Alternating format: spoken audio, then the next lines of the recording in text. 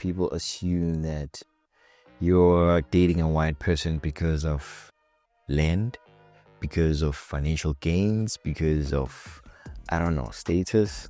They assume that just because you're a black man with a white woman, there's something you want to benefit from that. A recent comment that I got was an African guy who said, please do a video on how your parents allowed you to date a black guy.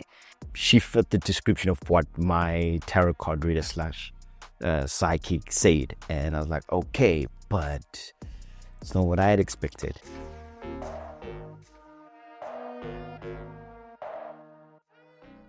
My name is Mia O'Reilly and I'm 27. And I'm 31 years old. I love how we met, I must say. It's a beautiful love story. It sounds like something from a movie in my mind. Before this, I was in quite a long-term relationship, one that I wasn't really happy in. And towards the end, I was desperate, searching for answers, as we do. And I actually went to go and see a psychic. And a big part of that reading was about, the partner that I sort of deserve or that I will be able to attract and align with after I sort of leave that journey that I was on. And so she told me that there is a partner waiting for me on the other side. She told me his age, that he would be between 30 and 33, that he would be from Johannesburg, and that we would also meet on a spiritual path. That was a journey I was following for quite some time.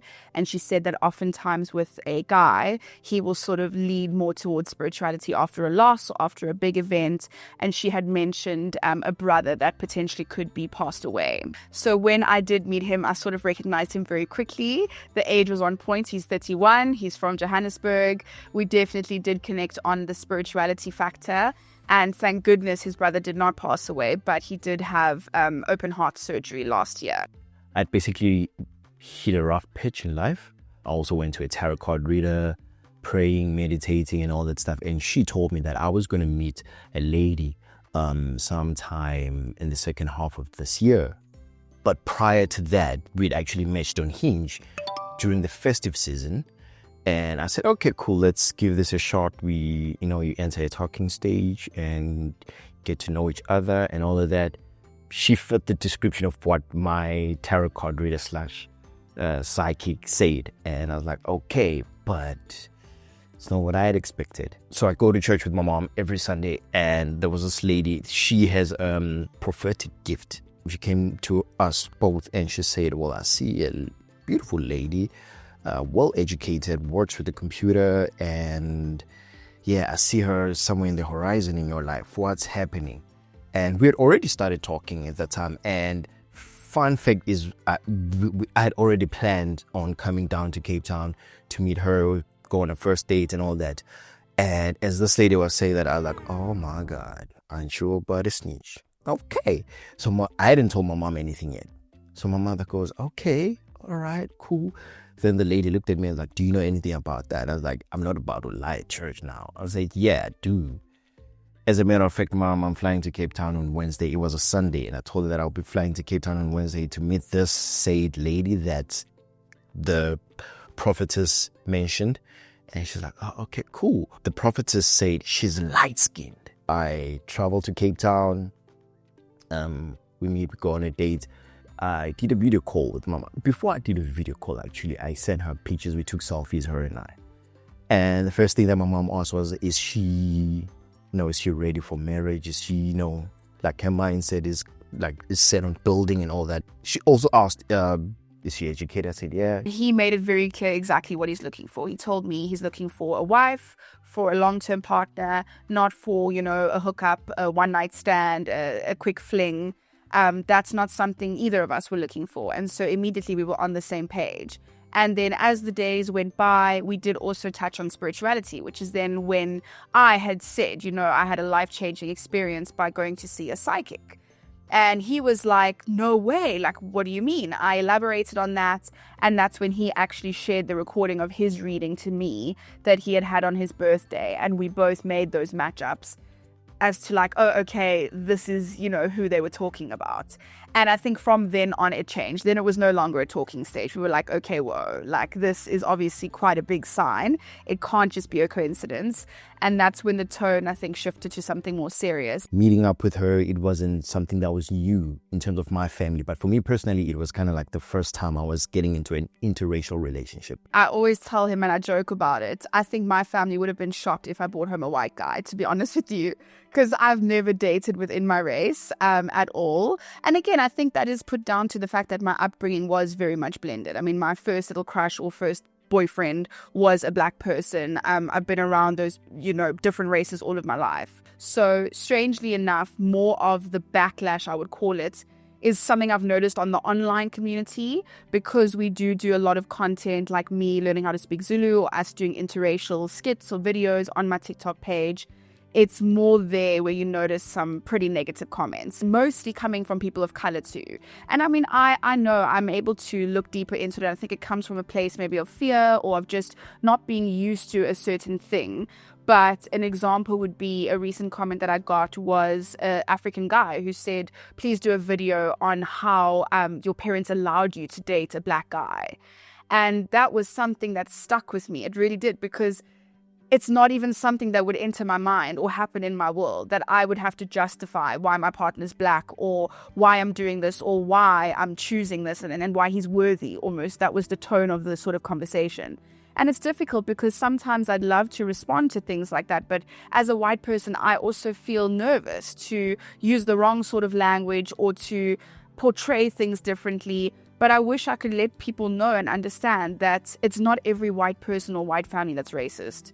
It's not every black person or black family that's racist. Over and above anything, we are human. And that is what has been acknowledged from both sides of our family.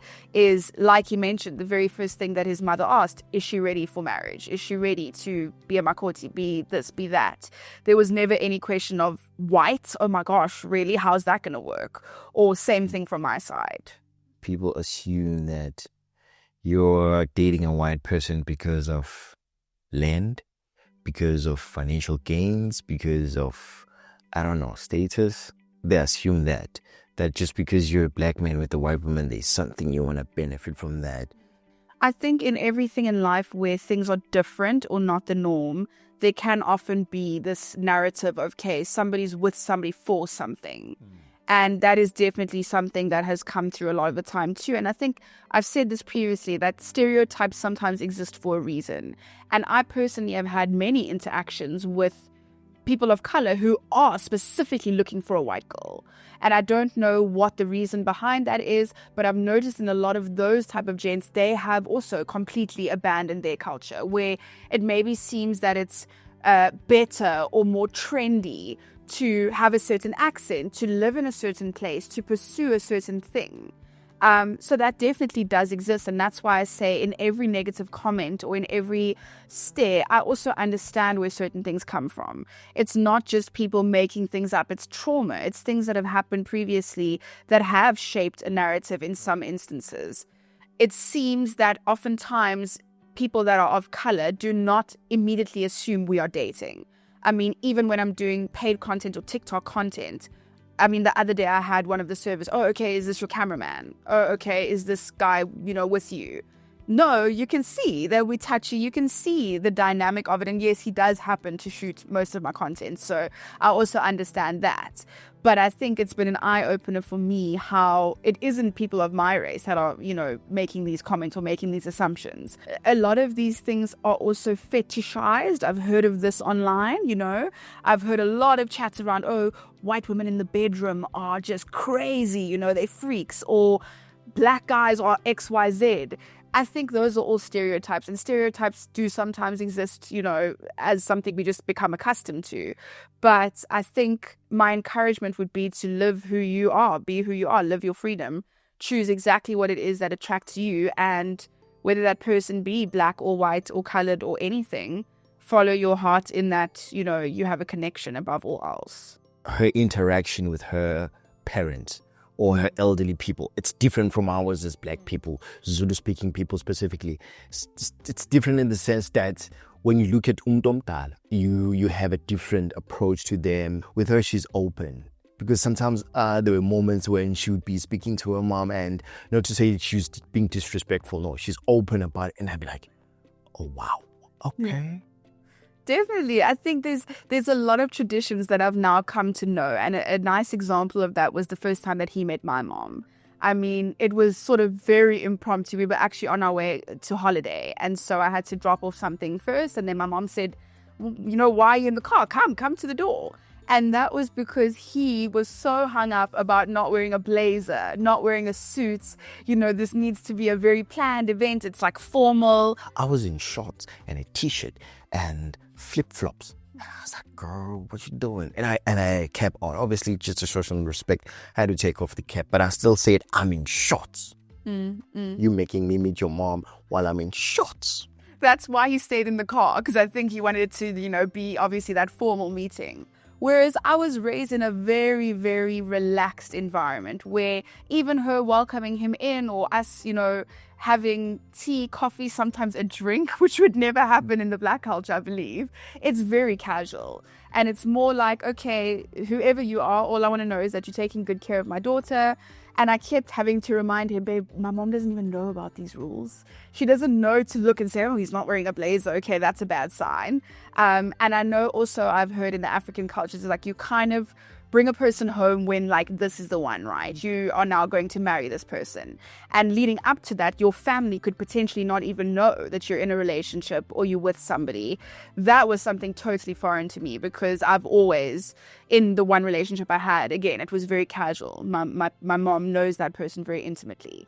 So I think nothing has come as a big surprise, but there are clear differences in the way he's a Zulu man. He likes to do things by the book. He has his traditions, and that's something that I obviously will always respect. I've never really been with anyone outside of my race, so it's always been a thing of, okay, I've always been accustomed to people in my race, but now, okay, how do I navigate this? Touch and go, what must I say, what must I do? But then I realized that she was like, listen, bro, just be you, just be yourself.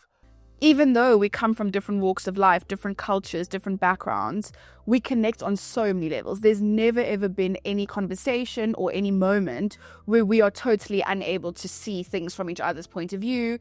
Jokes that he makes, I understand, I laugh at, because even though I'm white, I'm South African, right? I grew up in the very same environments as what he did. So having friends that are people of color, having previous partners who are people of color, it was no newness for me to navigate. And it was also, I think we now make light of those differences or those changes. It more becomes a thing of humor in our house now, where we laugh at certain things or we can acknowledge those differences, but it's never ever been something that defines us or something that's like, okay, I don't think I could see a future here. When marriage comes, I want it done in the same way, in the way in which we do it in my culture. We'll see there has to be a moment where lobola and all that stuff. And I know for my black people, there's usually that whole rebate from them that, but you're marrying a white woman, why would you want to pay lobola? And I'm like, listen, look at it like this. If you're a guy and you have a sister and the sister is getting married to a white man, you expect the white man to pay lobola, right? Because it's your culture. It is also my culture as a man to pay lobola for my wife, regardless of what race she is. Every conversation we've had, which is obviously geared towards marriage and specifically growing a family, is I have said that and made that very clear that I never ever want that culture to be lost. I would like him to speak Zulu to our children regularly so that they learn that. I would be happy to not abandon my culture, but again, there aren't things that I can see and bring to the table that I would want to really stick with because we were raised doing X, Y, and Z. It was a very fluid, very casual sort of upbringing. So all of the special traditions and all the norms I feel would come from his side. And yes, I think that definitely will be part of our household, part of our daily interactions, and something I'd like to bring into my children's lives is that crossover of cultures.